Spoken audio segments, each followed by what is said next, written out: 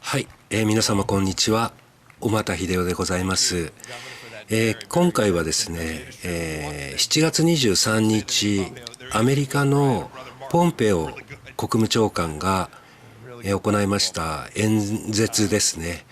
これが歴史にやはり残る演説となると思います。とても重要な内容でありますので、この5月29日のトランプ大統領のスピーチを前回作ったんですが、同様に今回のこの7月23日ポンペオ国務長官のスピーチに対して、英文の全文と日本語の和訳をつけたものを作りたいと思っております。ただですね、日本語の和訳つける作業が猛烈に大変でございまして、それに関しては順次、出来上がり次第細切れでブロックごとになるかもしれませんが、作って最終的には全文の英語と全文の和訳がついたものをその動画を作りたいと思います。全世界の人にとって非常に重要な演説です。内容的には中国共産党による帝国主義、全体主義、あるいは専制、こういうものを潰していくっていうもう明確な方向性を持った演説でございます。日本の政治家もですね、早くこういう演説ができるようにしたいものだと思っておりますので、本当に参考にしていただければ幸いでございます。ということで、どうぞご覧ください。My remarks today are the fourth set of remarks in a series of China speeches that I asked National Security Advisor Robert O'Brien, FBI Director Chris Wray, and the Attorney General Barr to deliver alongside me.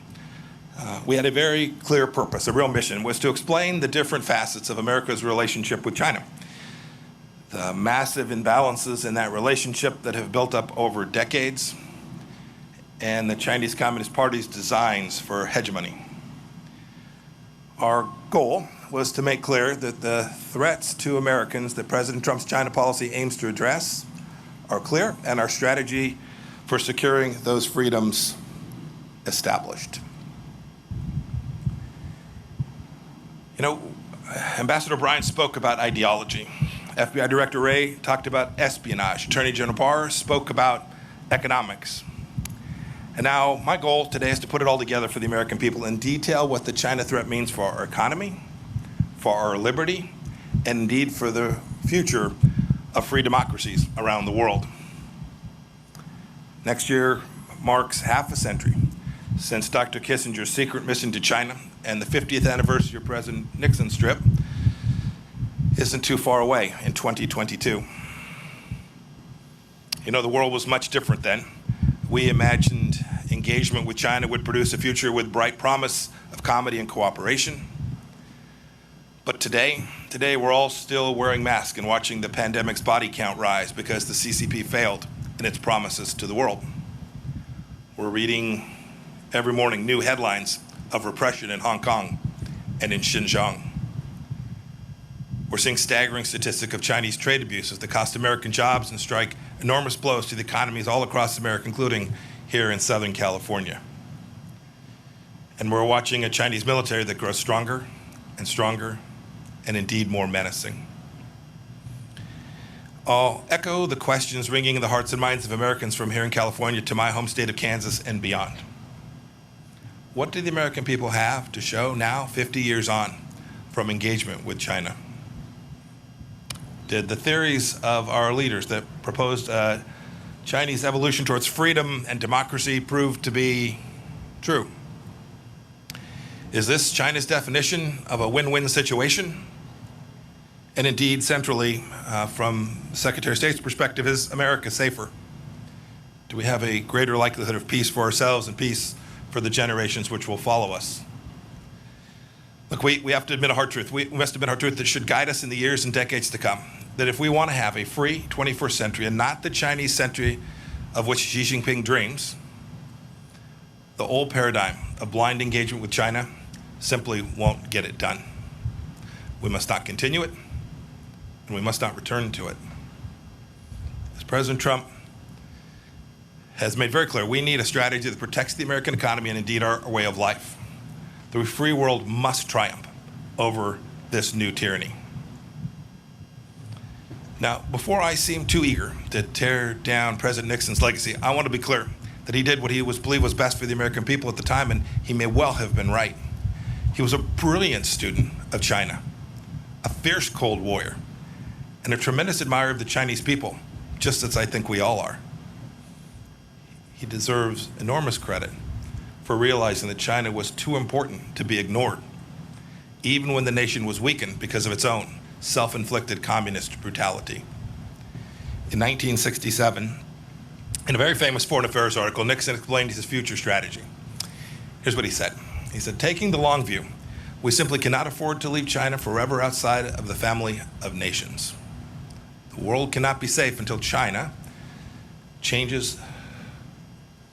Thus, our aim, to the extent we can, we must influence events. Our goal should be to induce change.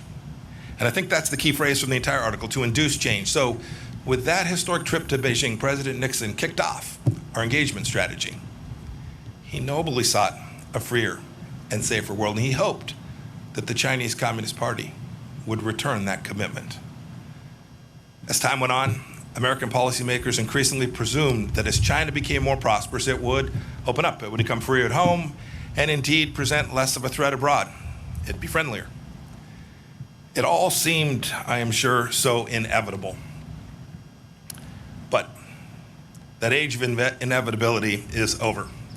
The kind of engagement we've been pursuing has not brought the kind of change inside of China that President Nixon had hoped to induce. The truth is that our policies and those of other free nations resurrected China's failing economy only to see Beijing bite the international hands that were feeding it. We opened our arms to Chinese citizens only to see the Chinese Communist Party exploit our free and open society. China sent propagandists into our press conferences, our research centers, our high schools, our colleges, and even into our PTA meetings.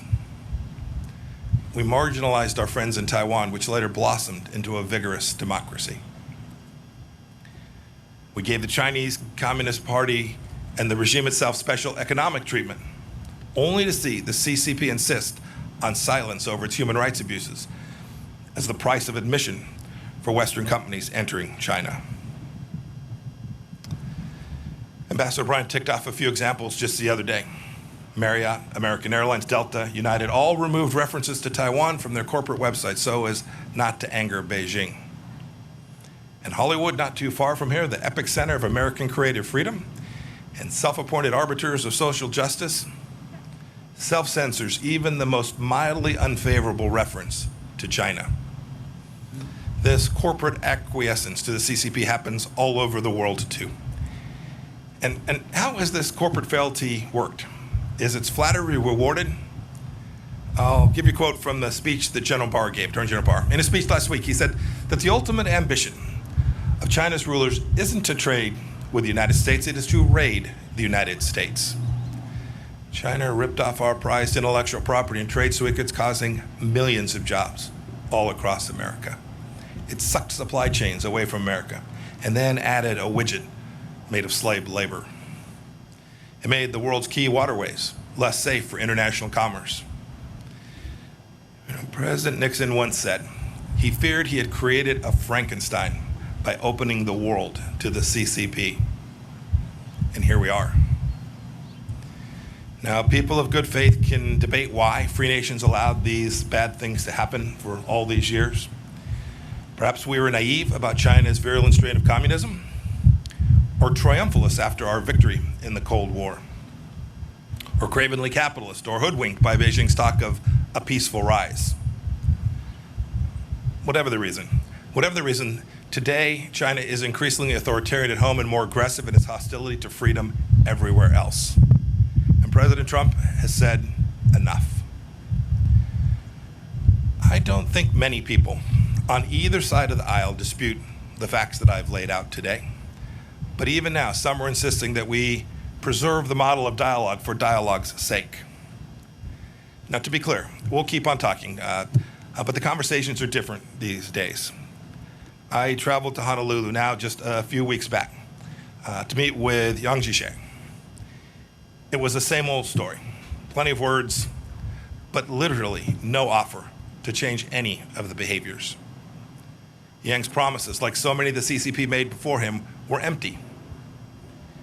His expectations, I surmise, were that I'd cave to their demands, because frankly, this is what too many prior administrations have done. I didn't, and President Trump will not either. As Ambassador O'Brien explained so well, we have to keep in mind that the CCP regime is a Marxist-Leninist regime. General Secretary Xi Jinping is a true believer in a bankrupt totalitarian ideology. It's this ideology that informs his decades-long desire for global hegemony of Chinese communism. America can no longer ignore the fundamental political and ideological differences between our countries, just as the CCP has never ignored them. My experience in the House Intelligence Committee, and then as director of the Central Intelligence Agency, and my now 2+ years as America's Secretary of State have led me to this central understanding that the only way to truly change communist China is to act not on the basis of what Chinese leaders say, but how they behave.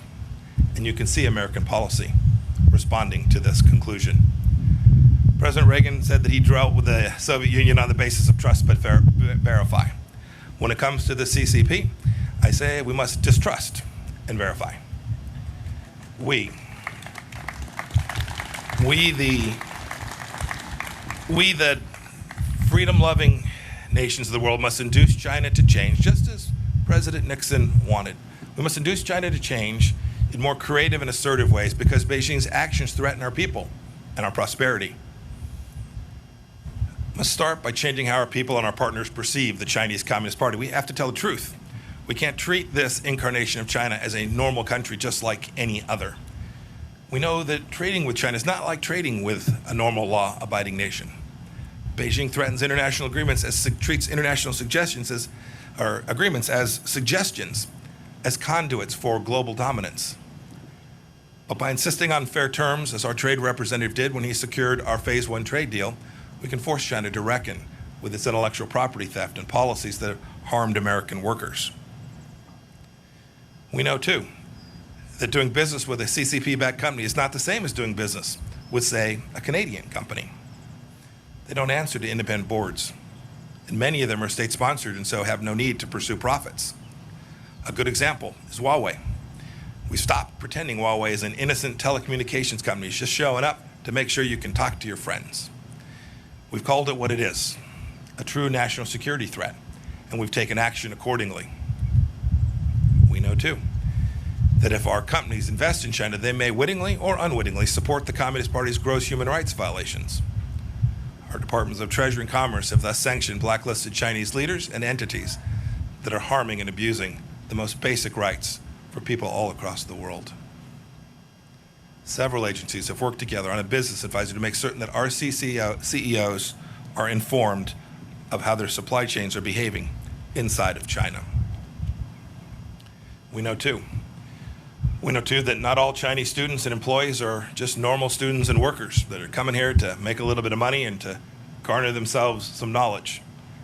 Too many of them come here to steal our intellectual property and to take this back to their country.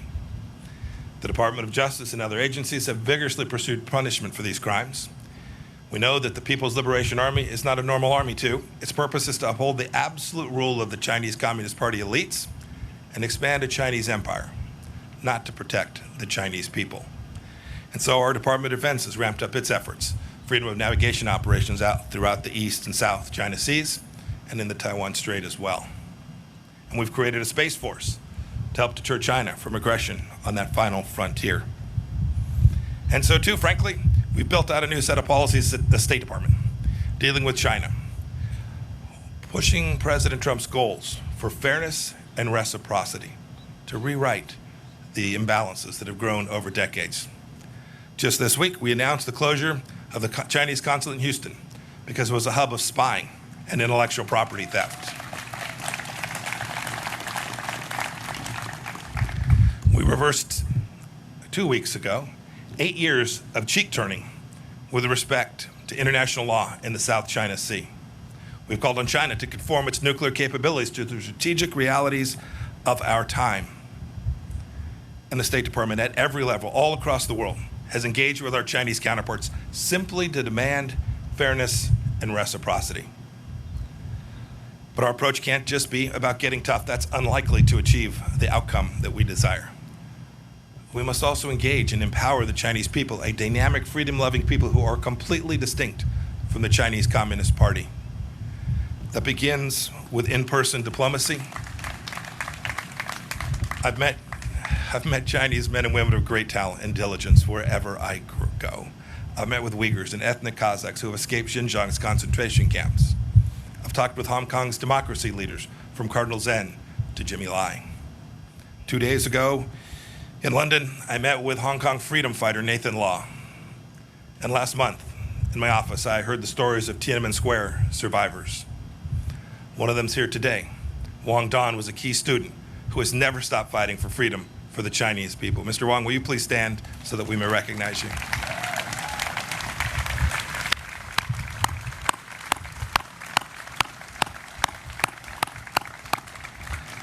Also with us today is the father of the Chinese democracy movement, Wei Jinsheng. He spent decades in Chinese labor camps for his advocacy. Mr. Wei, will you please stand?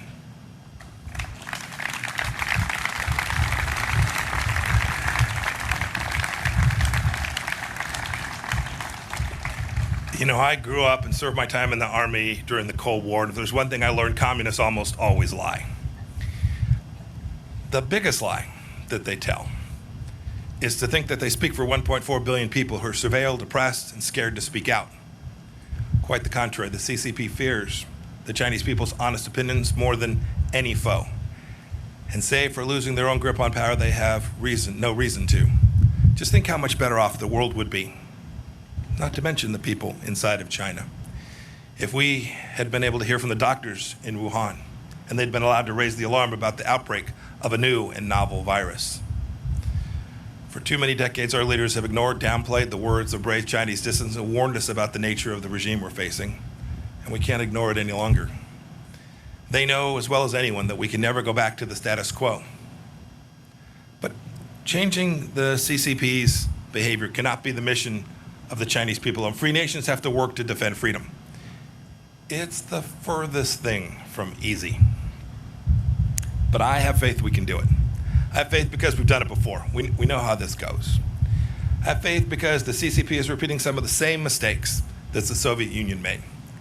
Alienating potential allies, breaking trust at home and abroad, rejecting property rights and predictable rule of law. I have faith because of the awakening I see among other nations that know we can't go back to the past in the same way that we do here in America. I've heard this from Brussels to Sydney to Hanoi. And most of all, I have faith we can defend freedom because of the sweet appeal of freedom itself. Look at the Hong Kongers clamoring to emigrate abroad as the CCP tightens its grip on that proud city. They wave American flags. It's true. There are differences. Unlike the Soviet Union, China is deeply integrated into the global economy. But Beijing is more dependent on us than we are on them.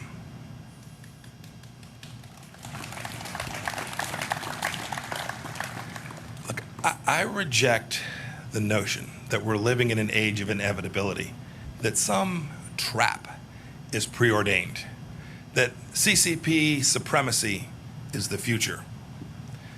Our approach isn't destined to fail because America is in decline. As I said in Munich earlier this year, the free world is still winning.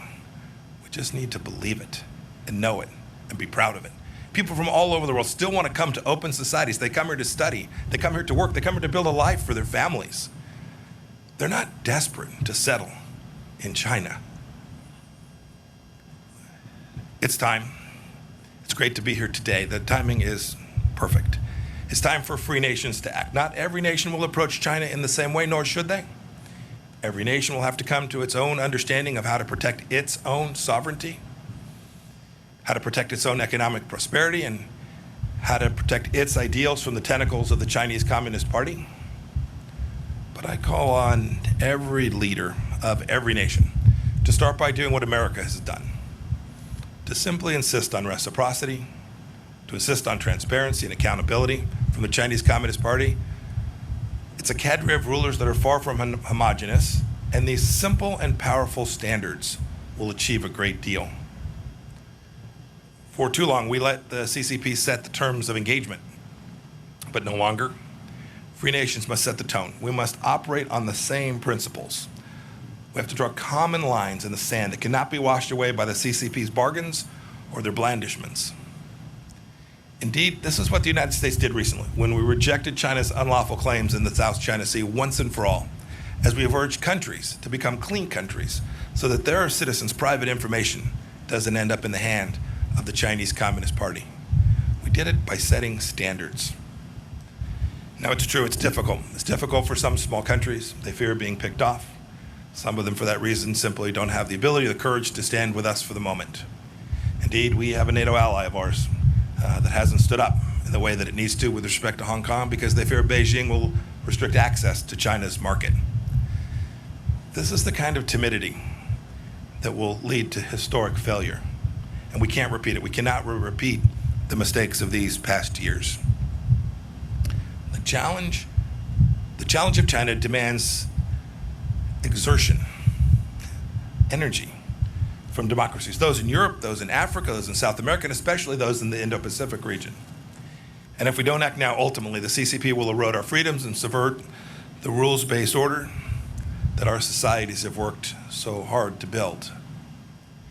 If we bend the knee now, our children's children may be at the mercy of the Chinese Communist Party, whose actions are the primary challenge today in the free world. General Secretary Xi is not destined to tyrannize inside and outside of China forever unless we allow it. Now, this isn't about containment. Don't buy that.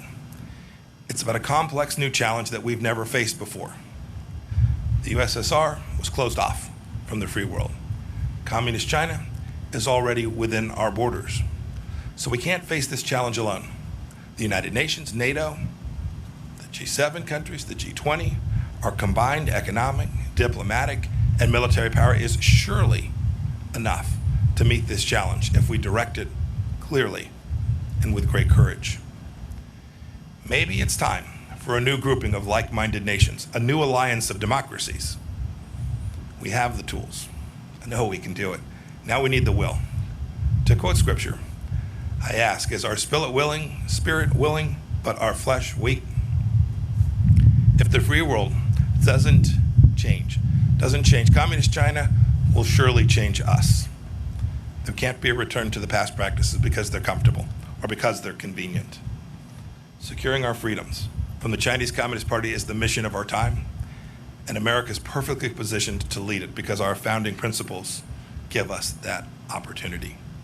As I explained in Philadelphia last week, staring at Independence Hall, our nation was founded on the premise that all human beings possess certain rights that are unalienable, and it's our government's job to secure those rights. It is a simple and powerful truth. It's made us a beacon of freedom for people all around the world, including people inside of China. Indeed, Richard Nixon was right when he wrote in 1967 that the world cannot be safe until China changes. Now it's up to us to heed his words. Today, the danger is clear, and today the awakening is happening. Today, the free world must respond. We can never go back to the past. May God bless each of you. May God bless the Chinese people. And may God bless the people of the United States of America. Thank you all.